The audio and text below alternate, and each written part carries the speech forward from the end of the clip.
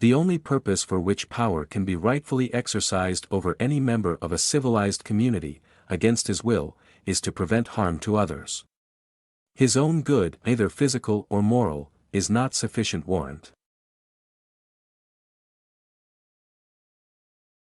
A cultivated mind is one to which the fountains of knowledge have been opened, and which has been taught, in any tolerable degree, to exercise its faculties.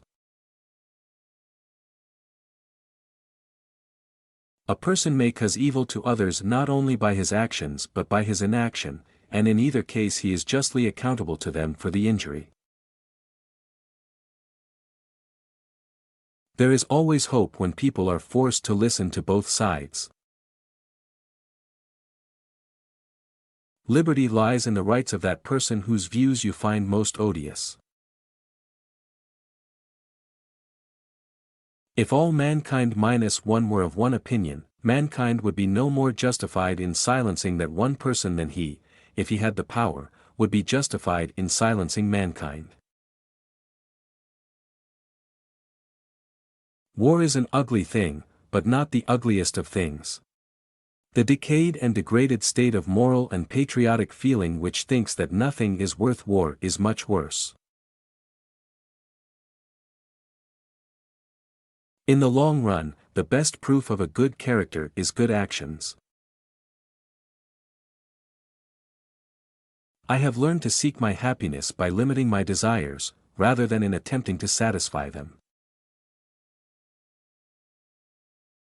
How can great minds be produced in a country where the test of great minds is agreeing in the opinion of small minds? The pupil who is never required to do what he cannot do, never does what he can do. He who knows only his own side of the case knows little of that.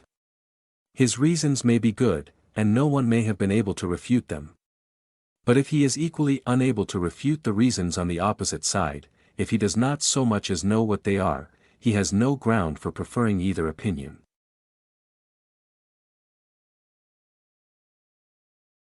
A man who has nothing for which he is willing to fight, nothing which is more important than his own personal safety, is a miserable creature and has no chance of being free unless made and kept so by the exertions of better men than himself. When one's ideas are not challenged, one's ability to defend them weakens. One person with a belief is equal to 99 who have only interests. The moral influence of woman over man is almost always salutary. There are many truths of which the full meaning cannot be realized until personal experience has brought it home. Men do not desire to be rich, but to be richer than other men. The object of universities is not to make skillful lawyers, physicians, or engineers. It is to make capable and cultivated human beings. A great statesman is he who knows when to depart from traditions, as well as when to adhere to them. The only freedom which deserves the name is that of pursuing our own good, in our own way, so long as we do not attempt to deprive others of theirs, or impede their efforts to obtain it.